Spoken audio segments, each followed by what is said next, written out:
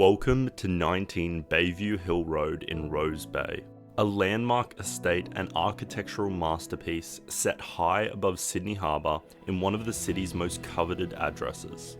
Designed by acclaimed architect David Walker and Peter Janks, this extraordinary home offers an unmatched combination of privacy, prestige, and panoramic views.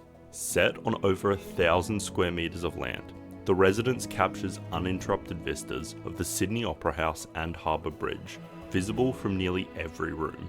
A soaring vaulted foyer sets the tone on entry, opening to vast living spaces styled by Hare Klein, with gallery-like elegance and bold statement walls for your art collection.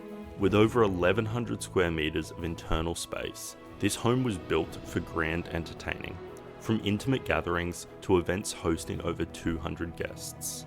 Walls of glass slide away to reveal lush gardens, a wet-edge pool and spa, and a cabana designed for effortless indoor-outdoor living. Inside, you'll find 4 luxurious bedroom suites, including a breathtaking principal retreat, plus a private executive office, a 10-seat cinema, and a full games level.